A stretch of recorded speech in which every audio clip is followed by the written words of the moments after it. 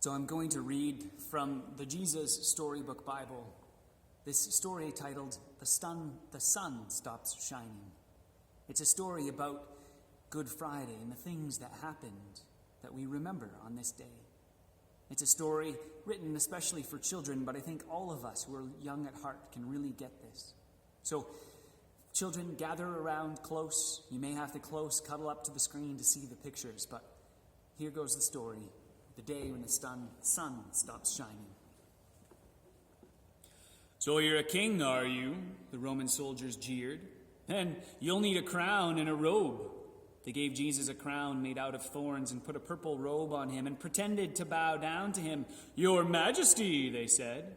Then they whipped him and spat on him. They didn't understand that this was the Prince of Life, the King of heaven and earth who had come to rescue them.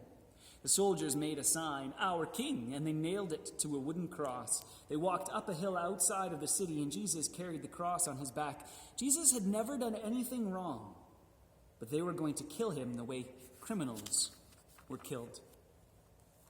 They nailed Jesus to the cross. "Father, forgive them," Jesus gasped. "They don't understand what they're doing." "You say you've come to rescue us," people shouted, "but you can't even rescue yourself." But they were wrong. Jesus could have rescued himself. A legion of angels would have flown to his side if he'd called. "If you really were the Son of God, you'd just climb down off that cross," they said. And of course, they were right. Jesus could have just climbed down. Actually, he could have just said a word and made it all stop, like when he healed that little girl and stilled the storm and fed 5,000 people. But Jesus stayed. You see, they didn't understand. It wasn't the nails that kept Jesus there. It was love. "Papa," Jesus cried, frantically searching the sky. "Papa, where are you? Don't leave me." And for the first time and the last, when he spoke, nothing happened. Just a horrible, endless silence. God didn't answer. He turned his face away from his boy. Tears rolled down Jesus' face, the face of the one who would wipe away every tear from every eye. And even though it was midday, a dreadful darkness covered the face of the world. The sun could not shine. The earth trembled and quaked. The great mountains shook. Rocks split in two until it seemed that the whole world would break, that creation itself would tear apart. The full force of God's fierce anger at sin was coming down on his own Son instead of his people. It was the only way that God could destroy sin and not destroy his children whose hearts were filled with sin. And then Jesus shouted out in a loud voice, "It is finished!"